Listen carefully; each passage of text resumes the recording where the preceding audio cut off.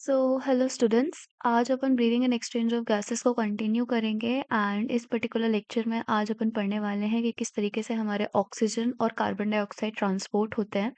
कुछ इफेक्ट्स के बारे में पढ़ेंगे, हेल्डेन इफेक्ट एंड बोर्स इफेक्ट, जो बहुत ज़्यादा इम्पॉर्टेंट है इन टर्म्स ऑफ आपके नीट के एग्ज़ाम के लिए। ठीक है। ये जो पर्टिकुलर सेशंस अभी चल रहे हैं, ये सारे के सारे इस तरीके से मैंने बनाए हैं कि आपको यहाँ पे एनसीईआरटी प्लस समरी सेक्शन दोनों एक साथ देखने को मिल जाएगा। तो हम एनसीईआरटी के थ्रू लर्न करेंगे, वर्ड टू वर्ड एकदम समझेंगे। जैसे कि आप देख सकते हैं, मैंने प्रीवियस जो भी वीडियोस डाली है उसमें अच्छे से समझाया है। एनसीईआरटी का एक एक वर्ड, एक एक लेटर सब कुछ क्लियर करते चला है। प्लस यहाँ पे आपको सारी की सारी जो अब एनसीईआरटी है उसके की पॉइंट्स मिल जाएंगे। तो आपका एक तरीके से शॉर्ट नोट्स तैयार हो जाएगा साथ ही साथ में। सो स्टार्ट करते हैं आज का lecture, that is transport of oxygen से। ठीक है, हमने ट्रांसपोर्ट ऑफ गैसेस तक पढ़ लिया था, आज अपन को ट्रांसपोर्ट ऑफ ऑक्सीजन से पढ़ना है। अब सबसे मेन पॉइंट ये है कि ऑक्सीजन को ट्रांसपोर्ट कैसे करते हैं। ठीक है, अब पहली बात तो एक हीमोग्लोबिन के बारे में हम देख लेते हैं कि हीमोग्लोबिन क्या है।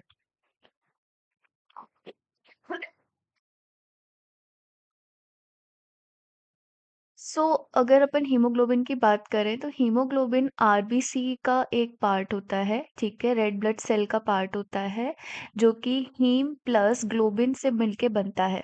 ठीक है, हीम प्लस ग्लोबिन से मिलके बनता है एंड ये एक प्रोटीन कंटेनिंग पार्ट होता है। ठीक है, अब अगर मैं बात करूं और हीम आपका आयरन कंटेनिंग पार्ट होता है। ठीक है, हीम और ग्लोबिन ये दो पार्ट्स होते हैं। अब अगर अपन आगे चले इस पर्टिकुलर सेंटेंसेस को देखें तो haemoglobin is a red coloured iron containing compound. एक आयरन कंटेनिंग पिगमेंट कंपाउंड होता है present in the RBCs. Oxygen जो होता है वो बाइंड करता है हीमोग्लोबिन के साथ in a reversible manner. Reversible manner मतलब हीमोग्लोबिन और ऑक्सीजन का बॉन्ड जो है वो ब्रेकेबल होता है। ठीक है, ऐसा नहीं है कि अगर एक बार ऑक्सीजन हीमोग्लोबिन के साथ बाइंड कर गई तो वो टूटेगा नहीं, वो टूट सकता है और दोबारा से बन भी सकता है।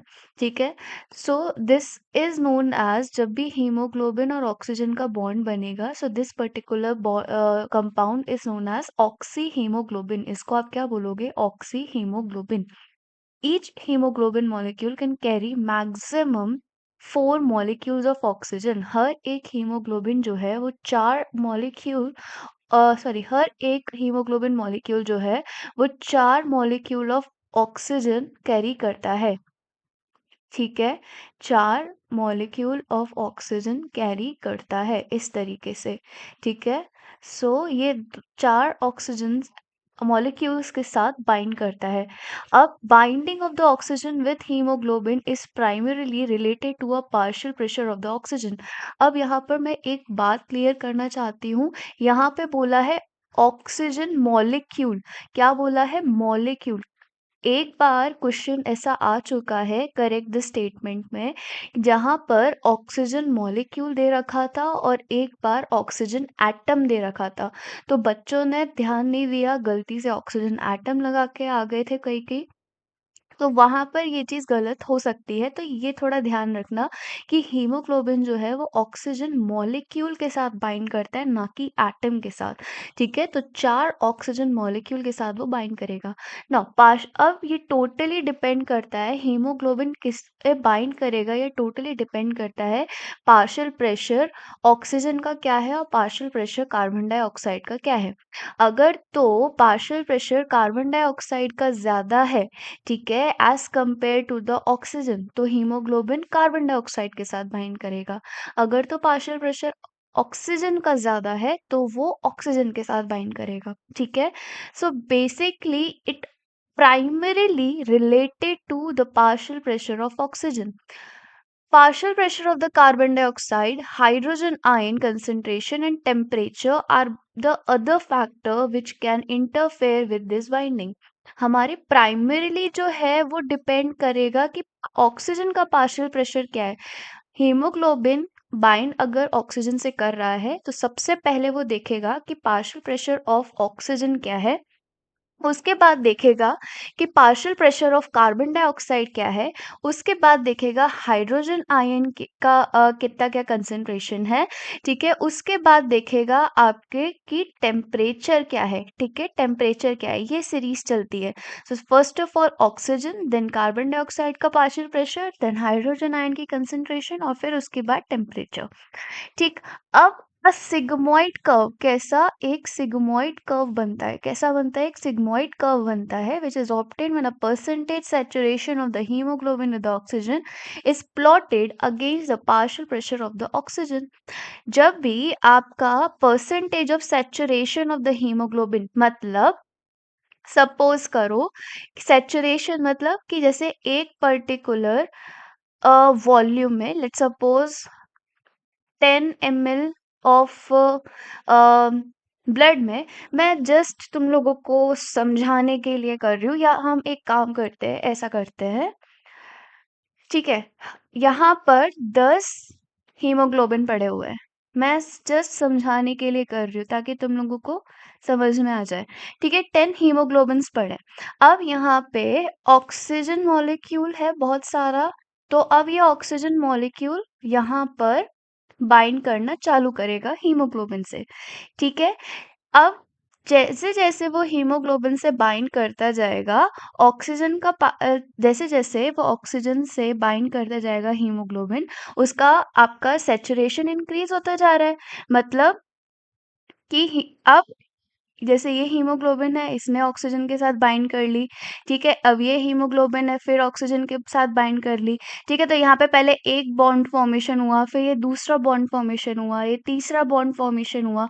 इस तरीके से करते करते आपके 5, कितने, 5 हीमोग्लोबिन ऑक्सीजन के साथ बाइंड कर गए, ठीक। अब इस जैसे ही ये हाफ पे पहुंचा, हमने टोटल कितने हीमोग्लोबिन लिए थे, 10, अब ये 50 पे पहुंच गया, तो यहाँ पे अब P50 क्या होता है, P50 is basically partial pressure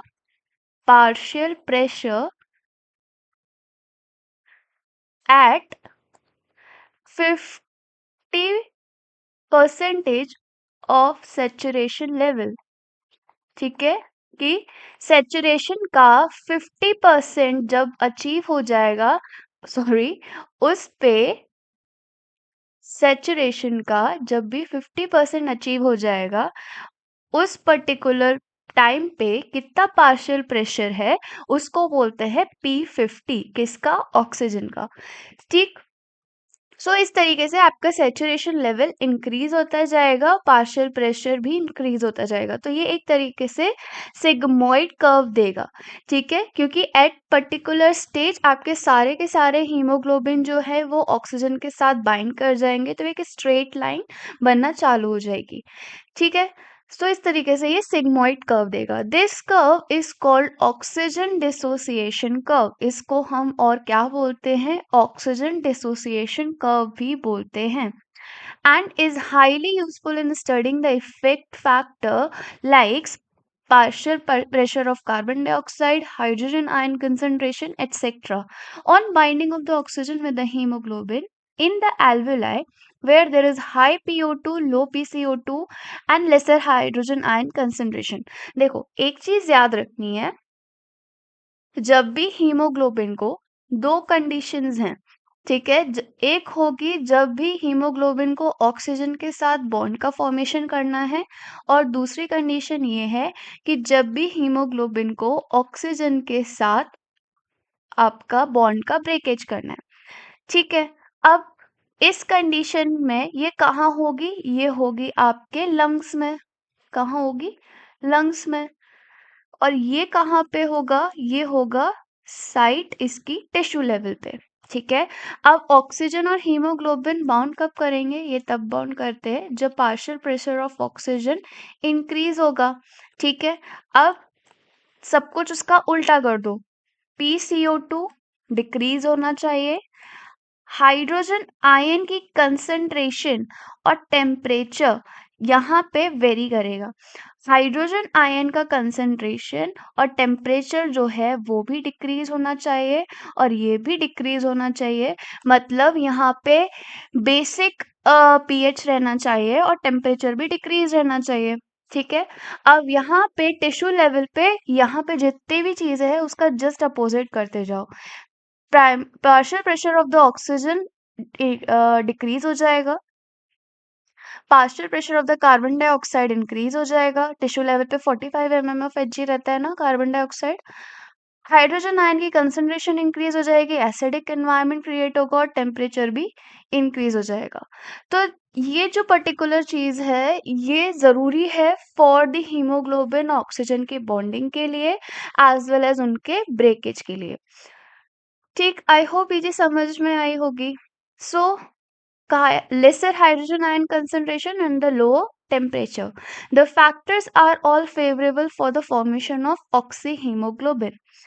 अब whereas in the tissue subalter, low PO2, high PCO2, high hydrogen ion concentration and higher temperature exist.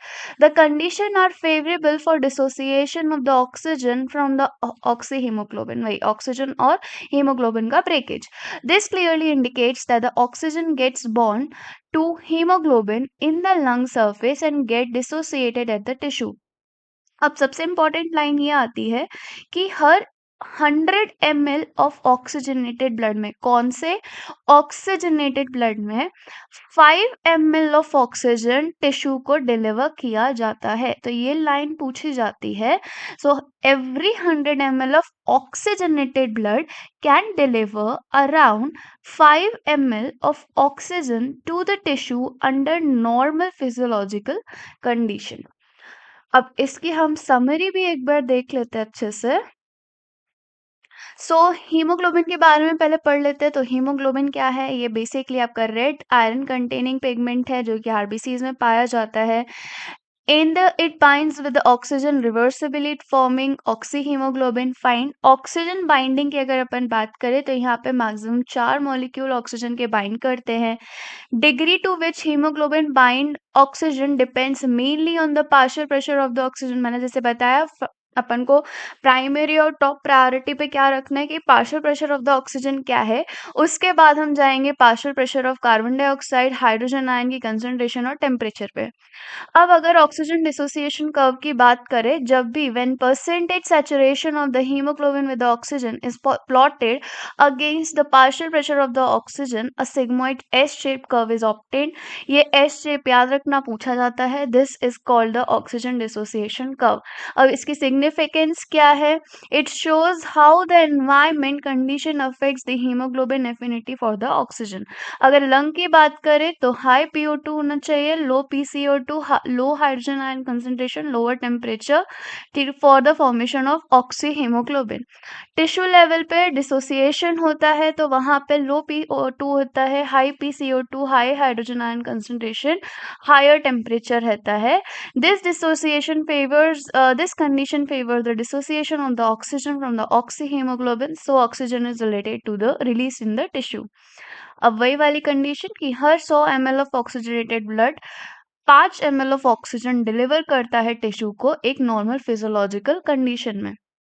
So this particular concept is known as Bohr's effect. तो ये चीज याद रखो कि Bohr's effect क्या है। Bohr's effect है describes how increased carbon dioxide and hydrogen ion in tissue reduces the hemoglobin's affinity for the oxygen, enhancing oxygen release, crucial for efficient oxygen delivery where it's needed. तो Bohr's effect deals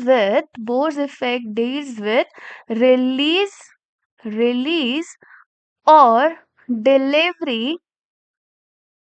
delivery of oxygen to tissue. ठीक है।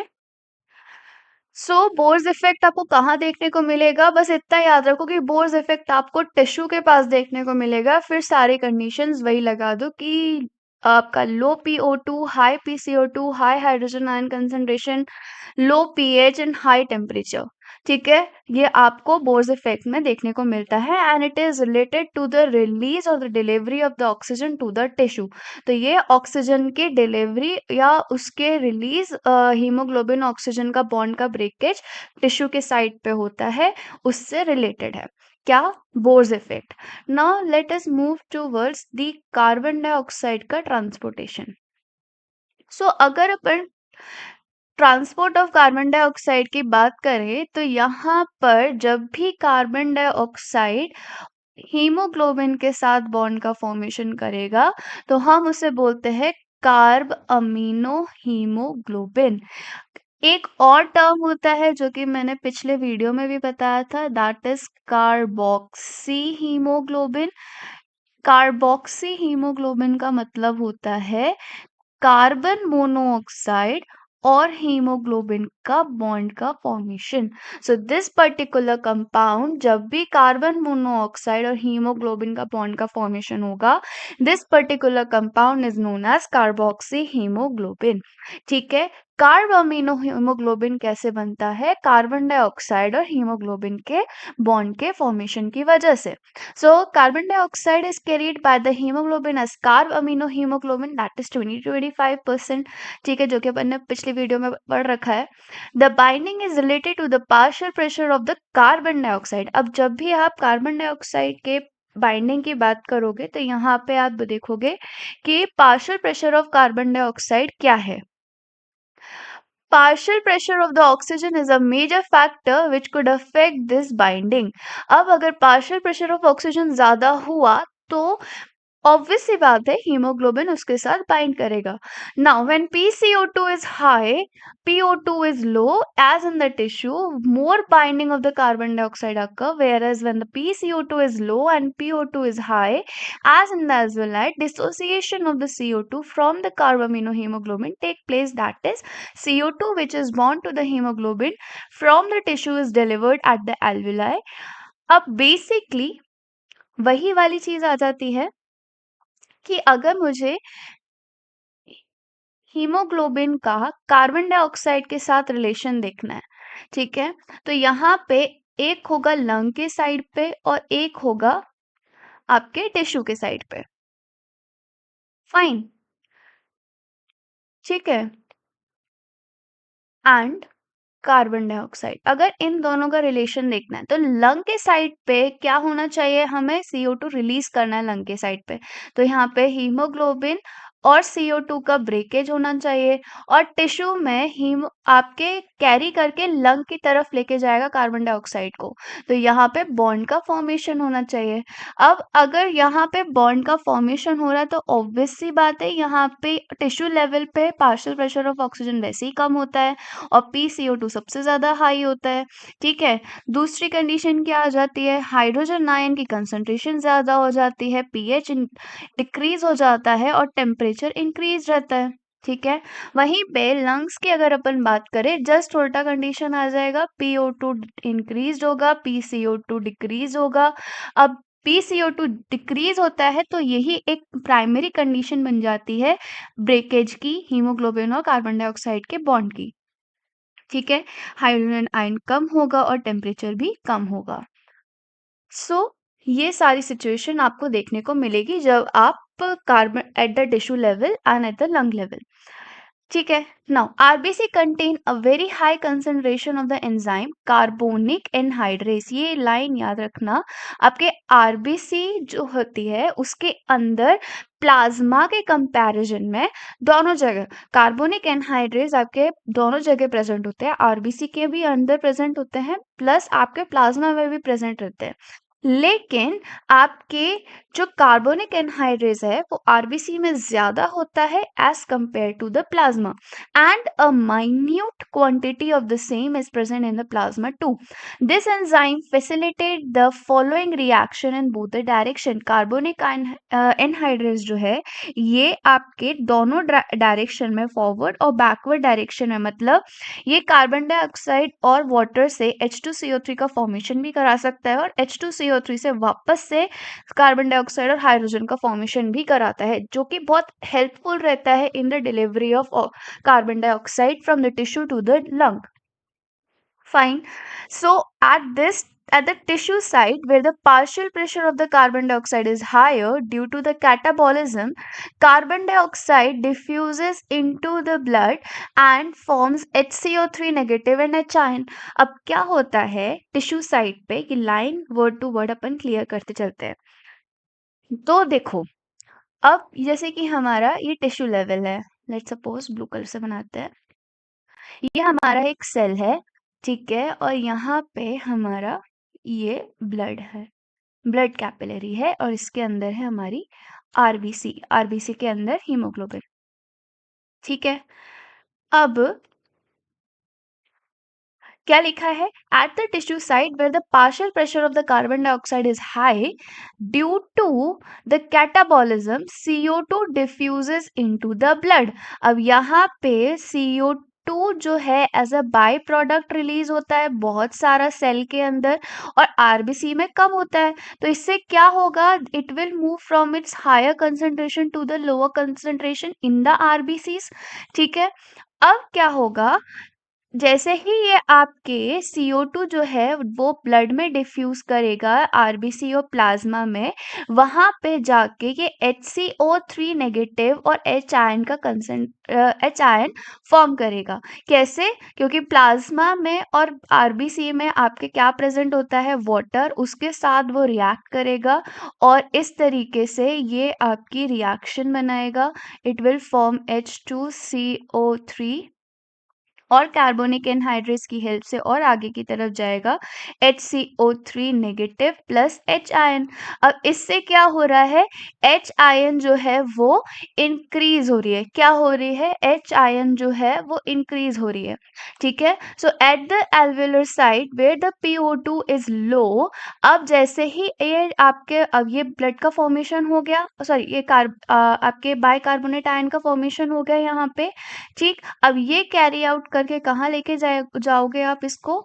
ये लेके जाएगा RBC alveoli के पास, ठीक है। सो alveolar side पे PCO2 कम होता है, तो अब ये रिएक्शन जो है रिवर्सिबल डायरेक्शन में मूव करेगी, रिवर्स डायरेक्शन में मूव करेगी और वापस से कार्बन डाइऑक्साइड का फॉर्मेशन करेगी, जिससे carbon dioxide trapped as a bicarbonate at the tissue level and transported to the alveoli is released out as a carbon dioxide, ठीक है। आई होप ये चीज समझ में आई होगी इतनी सी।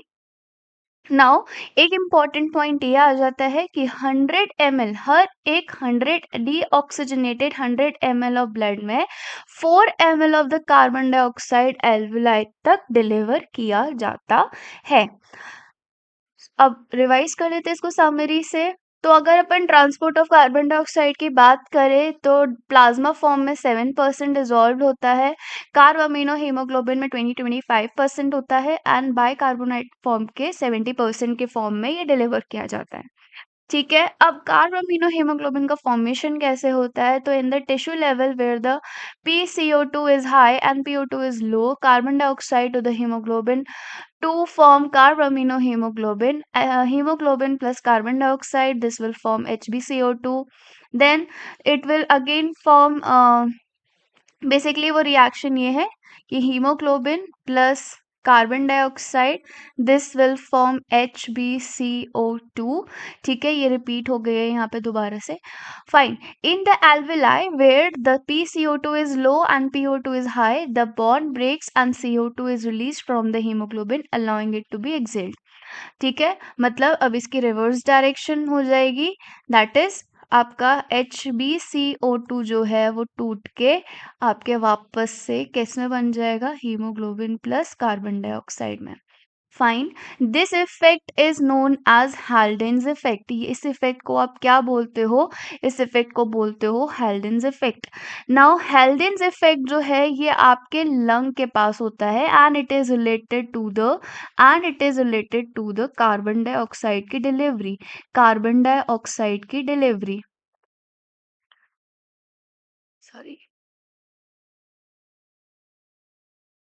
And this is particularly known as carbon dioxide की delivery, ठीक है। Now transport of carbon dioxide के अगर अपन और आगे बात करें तो कार्बोनिक एनहाइड्रेट्स का क्या रोल है वो दिया हुआ है। तो आरबीसी में क्या करता है, it contains a large amount of the enzyme, ठीक है, एंड ये इस तरीके से रिवर्सिबल डायरेक्शन करवाता है जैसे कि अपन ने पढ़ी। अब टिश्यू लेवल पे हाई PCO2 होता है तो CO2 जो है वो डिफ्यूज करेगा और inside the RBC it will form CO2 plus H2O, it will form this two this two this, ठीक है। अब जो बाइकार्बोनेट आयन है it will move out of the plasma in exchange of the chloride ion and this is known as chloride shift and और the Hamburger phenomena. अगर मैं इसको, आप वैसे मैंने ऊपर समझाया है बट अगर एक बार और मैं इस चीज़ को रिपीट करना चाहूँ तो मैं इसको अच्छे से समझा सकती हूँ इस तरीके से, जैसे कि ये हमारी सेल है, दिस इज द सेल, ठीक है, and this is the blood vessel, ये आपकी ब्लड वेसल है and this is our RBC. Fine. अब यहाँ पे अगर मैं बात करूँ CO2 की, तो CO2 की कंसंट्रेशन बहुत ज़्यादा होती है जिसकी वजह से CO2 जो है वो ब्लड में आ जाता है। अब बेसिकली क्या होता है यहाँ पे CO2 जब भी वाटर के साथ में लेके in the presence of the carbonic anhydrates आपके ये क्या बनाएगा, HCO3 negative plus H ion का फॉर्मेशन करेगा। अब चूंकि बहुत सारे HCO3 नेगेटिव बनेंगे, ठीक है, बहुत सारे HCO3 नेगेटिव बनेंगे, तो इससे क्या होगा, ये HCO3 नेगेटिव बाहर के कंपैरिजन में, प्लाज्मा के कंपैरिजन में कम होगा, ठीक है, क्योंकि HCO3 नेगेटिव बाहर कम है और आरबीसी के अंदर ज़्यादा है, तो ये HCO3 नेगेटिव बाहर की तरफ मूव करेगा। लेकिन अब इसके जो बाहर आपकी जो इलेक्ट्रोनेगेटिविटी है आरबीसी की, उसको मेंटेन करने के लिए प्लाज्मा से क्लोराइड आयन जो है वो अंदर की तरफ शिफ्ट होंगे। इसी पर्टिकुलर चीज को आप बोलोगे हैमबर्गर फिनोमिना या फिर क्लोराइड शिफ्ट। आई होप ये चीज समझ में आई होगी, ठीक है। Now this will results in the CO2 is effectively transported in the plasma as a bicarbonate। Alveolar level पे PCO2 कम होता है, रिवर्स डायरेक्शन होगी, CO2 फॉर्म हो जाएगा और CO2 जो है वो वापस से आपका एल्वुलाई के थ्रू हम एक्सेल्ड आउट कर देंगे, ठीक है। सो टिश्यू लेवल पे PO2 कम होता है, PCO2 हाई होता है, तो CO2 जो है diffuses into the blood, converted into bicarbonate ion, oxygen release into the tissues and alveoli high PO2, low PCO2, CO2 released from the blood, oxygen take up by the hemoglobin। And this is the again कि 100 ml of reoxygenated blood में आपके 4 ml of the carbon dioxide alveoli को deliver की जाती है।